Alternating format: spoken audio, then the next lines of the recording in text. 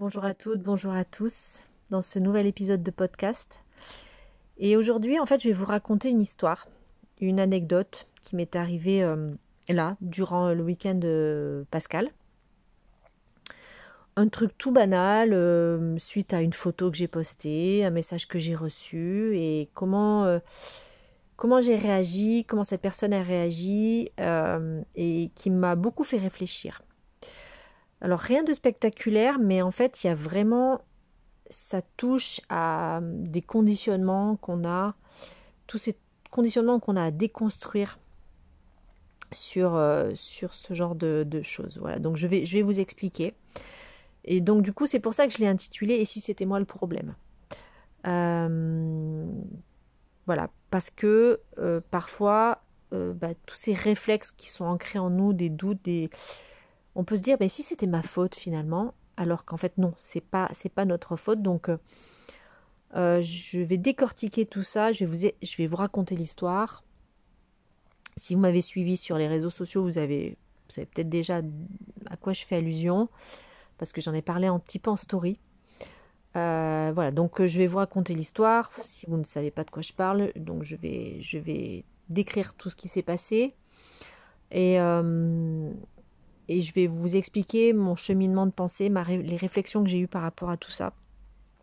Voilà, donc on va décortiquer ça ensemble et vous allez comprendre. Et je pense que vous pouvez vous reconnaître. Et comme toujours, quand je fais ce genre de podcast, je le fais parce que moi, ça me permet de faire un travail sur moi, de comprendre certaines choses, et puis je me dis que ça peut servir à d'autres. Donc je vous explique. L'autre jour, donc pendant le week-end de Pâques, et qui faisait très beau, j'avais décidé de profiter du soleil et de me faire un petit peu bronzer. Et j'ai posté une photo de mes jambes allongées sur le transat en train de bronzer. Donc rien de provoquant, rien d'extraordinaire, juste moi allongée au soleil, à profiter d'un moment de calme.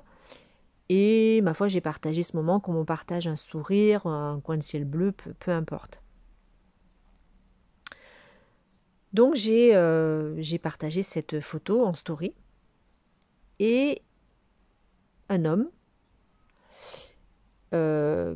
qui me suivait, je pense déjà, ou je ne sais pas, m'envoie en message privé, enfin répond en privé à cette photo et se permet déjà de me tutoyer et de me demander si j'ai pris des couleurs. Bon, je me dis ok, le mec il tente un rapprochement perso que je n'ai absolument pas demandé, donc je n'y réponds pas.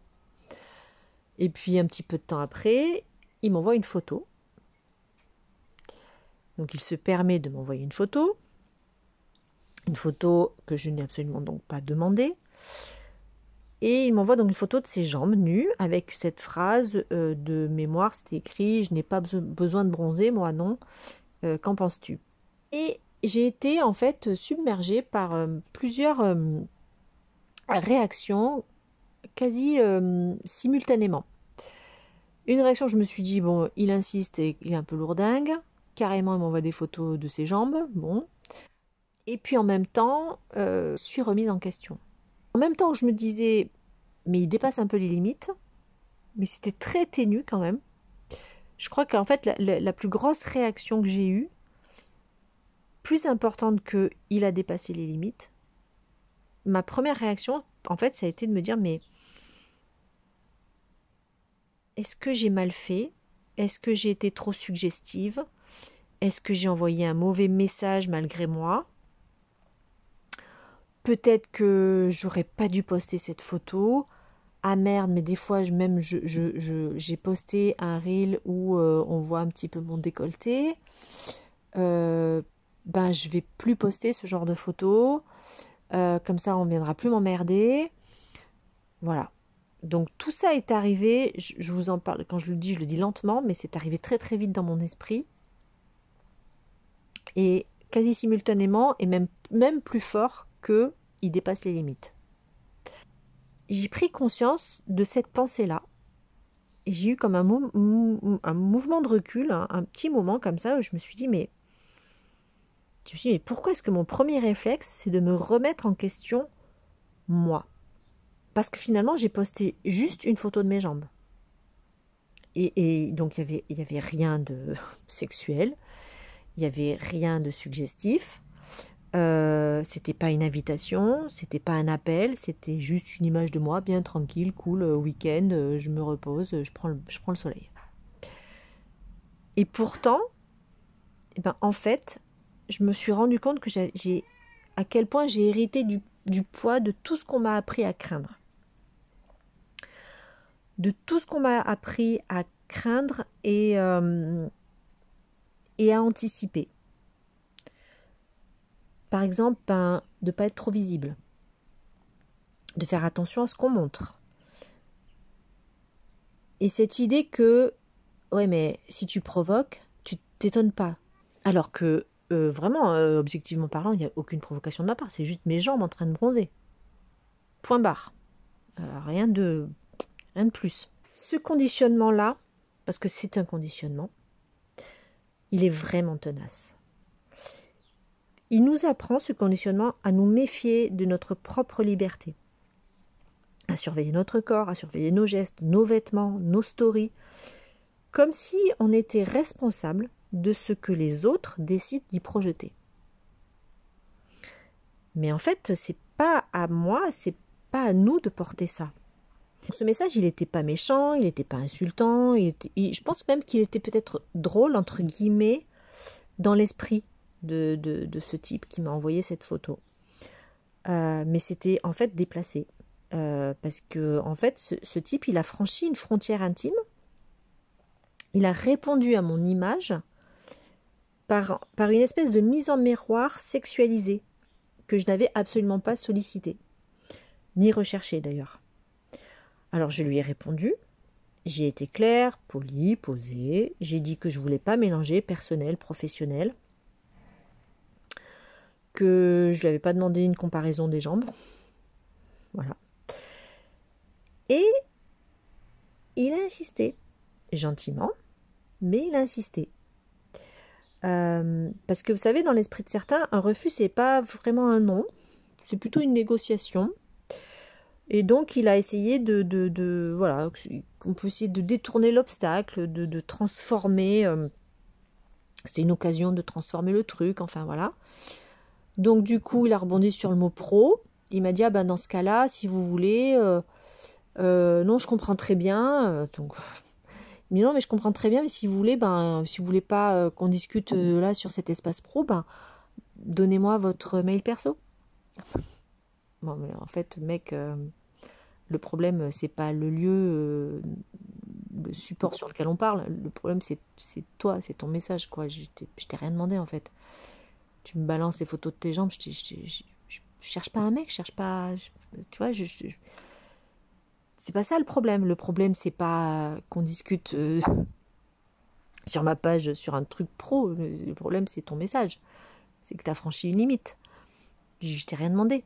Donc, du coup, il m'a proposé de me suivre sur un autre compte. Et puis, en me disant que... Donc, je lui dis, mais non, mais moi, je vous donnerai pas mon numéro, mon perso, quoi, non plus. Et il me dit, ah, c'est dommage, parce que ouais, j'aimerais bien vous rencontrer. Et du coup, comme il s'est dit, parce que c'est un grand malin, lui, hein, lourdingue, hein, mais il est gros comme une maison. Il me dit, ah du coup, peut-être que vous pouvez me donner un rendez-vous pour un massage. Qu'est-ce que vous me conseillez comme massage? Non mais, voilà, donc, c'est le mec pas opportuniste du tout, en fait. C'est gros comme une maison. Et là, je me suis dit, mais... alors, ma première réaction, si je veux être très honnête, ma première réaction, mon côté pro, en fait, a pris le dessus. Et je me suis dit, il veut prendre rendez-vous pour un massage. Du coup, je me suis dit, mais est-ce qu'il joue la carte pro ou est-ce que c'est une autre manière d'approcher? En fait, c'est mon côté pro. Là, je me suis dit, en fait, là, il s'est mis dans la posture du client. Alors qu'au départ, il cherchait quand même une ouverture perso. Hein. Il n'en avait rien à foutre du pro. Hein. C'est pas quelqu'un qui a commencé par me demander un rendez-vous massage. Donc, en fait, il s'est mis dans la posture, voilà, il s'est dit, bah, si c'est par le pro qu'il faut passer, je vais passer par le pro. Pour pouvoir la rencontrer, et puis peut-être qu'on pourra se montrer nos jambes. Mais, et là, je me suis encore dit, je me suis dit, mais c'est dingue ça. Mais non, enfin, t'as pas, c'est pas un client en fait. Il joue avec ça. Mais voilà. Et du coup, moi, ça me met mal à l'aise. Donc cette situation me met mal à l'aise, donc ça suffit pour que ben, j'y mette un terme et que cette personne arrête d'insister. Voilà. C'est le problème aussi du métier que j'exerce, parce que quand on est dans un métier du soin et du toucher notamment, c'est une boîte à fantasmes, hein. Ça, c'est clair et net que chez certaines personnes, ça crée beaucoup de fantasmes. Mais, justement, je pense que quand on exerce un métier du soin, un métier du toucher, du lien humain, on a le droit, non, on a le devoir même, en fait, de poser un cadre clair. Alors, du coup, j'ai pas donné suite, j'ai pas répondu, et je me suis dit, je vais plutôt en parler, en fait. Je vais transformer cette petite anecdote je vais en faire quelque chose. C'est une manière pour moi de reprendre du pouvoir, en fait. Quand je sens qu'on a franchi des limites, maintenant j'ai décidé d'en parler. Donc j'en ai parlé en story, et je me suis dit, je vais en faire un épisode de podcast. Parce qu'en fait, tous ces petits moments, ces glissements subtils, hein, vous savez, voilà, du perso vers l'intime, on part du pro vers le perso, puis vers l'intime, comme ça, c'est des glissements, ces micro-agressions, enfin, ça arrive, et ça arrive bien trop souvent finalement, et à tel point que, en fait, c'est comme si c'était normal. Mais non, c'est pas normal. Ce qui est normal, c'est de se sentir libre de partager une photo de soi sans devoir gérer les projections des autres. Ce qui est normal, c'est de pouvoir dire non sans avoir à se justifier. Ce qui est normal, c'est d'exiger le respect de mon espace. Donc c'est d'exiger le respect de son espace, le respect de son image et le respect de ses intentions. Et donc mon message aujourd'hui, j'ai envie de dire à toutes les personnes à qui ça peut arriver, qui m'écoutez, à qui ça peut arriver, ce genre de choses, de se dire non, c'est pas ta faute, t'as rien cherché, t'as le droit d'être visible sans être vulnérable, sans que ça crée sans que les autres projettent des trucs sexualisés, parce que la plupart du temps c'est sexualisé. Donc voilà, on a le droit d'exister sans que ça devienne une forme d'invitation. Donc je répète, donc c'est pas normal qu'une photo anodine nous fasse douter de nous, c'est pas normal que le mot non ne suffise pas, c'est pas normal qu'on doive toujours penser comment l'autre pourrait interpréter cette photo-là.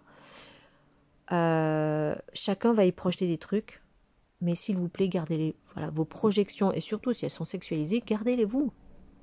En fait, je vous ai pas demandé vos fantasmes, vous voyez. Juste, j'ai montré mes jambes en train de bronzer. Donc vous vous calmez, voilà.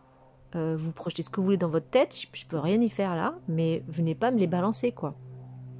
Et au-delà donc de moi, de ce qui m'arrive, attention à ces conditionnements qui font que on se remet soi en question, et voilà, parce que moi je vous dis vraiment, quasiment ma première réaction, ça a été de me dire, mais j'aurais pas dû mettre mes photos en jambes, les photos de mes jambes. C'est moi qui ai mal fait, c'est moi qui ai merdé. Et heureusement que je prends de plus en plus conscience de ça, et que je réagis, et que je me dis et que assez rapidement maintenant je me dis non, c'est pas moi qui ai merdé en fait. C'est pas moi qui ai merdé. Donc j'ai le droit de mettre des photos, ces photos-là, voilà, sans avoir en fait à m'inquiéter de comment ça va être perçu par les autres. S'il y a des gens que ça dérange, ils arrêtent de me suivre. Sur les réseaux sociaux, c'est pas compliqué. S'il y a des gens chez qui ça crée des fantasmes, ça va leur créer des fantasmes. De toute façon, ça, j'ai pas de prise là-dessus. Mais j'ai pas besoin de les connaître, leurs fantasmes, en fait. Je leur ai pas demandé si... J'ai pas dit, salut, voilà mes jambes, est-ce que ça te fait fantasmer? Si oui, réponds-moi en privé. Non, j'ai pas dit ça, en fait. J'ai rien demandé. Donc, si jamais tous ces mecs là, parce que souvent c'est des mecs évidemment, si vous passez par là et que vous écoutez ce podcast, ce qui m'étonnerait entre nous, je pense qu'ils vont pas aller écouter le podcast évidemment, mais si jamais vous écoutez, bon voilà, laissez tomber, ça marchera pas, et puis je vais vous rembarrer de toute façon, et même je vais en parler, voilà, donc laissez tomber, voilà, faites autre chose de vos journées, voilà, et me faites pas perdre de temps avec ça. Et à toutes les personnes qui m'écoutent et chez qui ça résonne ce que je raconte, voilà, ben dites-vous que dans ces cas-là, vous n'avez pas à vous remettre en question, que vous n'avez rien fait de mal, qu'on a le droit d'être visible, qu'on a le droit de montrer des parties de nous, de notre corps, sans que ça ouvre la boîte à fantasmes, et que c'est pas de la provocation. Voilà, j'ai juste partagé un moment un peu cool de ma vie, quoi. Voilà. Donc si ça vous arrive aussi à vous, vraiment, non, tu n'as rien fait de mal. Tu as le droit d'exister. Tu as le droit d'être visible sans être vulnérable. Tu as le droit d'être toi sans que ça devienne une invitation. Et t'as pas à douter. Voilà. Et un non, ça doit suffire. On pose des limites. Et l'autre, il n'a pas à les franchir et à essayer de les toujours d'essayer de trouver la petite parade pour contourner l'obstacle parce qu'elle a dit non, mais finalement peut-être qu'on peut négocier quand même, quoi. Voilà. Non, non, non, c'est non, point barre, voilà. Je t'ai rien demandé en fait. C'est un épisode un petit peu space, je crois en fait. Je vous remercie d'avoir écouté cet épisode jusqu'au bout. Comme toujours, j'espère que ça vous aura servi. J'espère que, voilà, que vous vous dites finalement je suis pas seule. Et voilà, on a le droit de dire non, on a le droit de poser ses limites, on a le droit d'exister sans se justifier. Donc si vous vous êtes reconnu, si vous avez ressenti quelque chose à l'écoute de ce podcast, sachez que vous n'êtes pas seul, sachez que vous pouvez le dire aussi, vous pouvez témoigner, vous pouvez soutenir mon podcast, vous pouvez le partager, vous pouvez laisser une note, vous pouvez m'écrire. Je vous retrouve très bientôt pour un nouvel épisode. D'ici là, prenez soin de vous. Prenez soin de votre voix, de votre espace, de votre corps. Parce qu'on mérite le respect. Je vous souhaite une bonne journée et je vous dis à bientôt.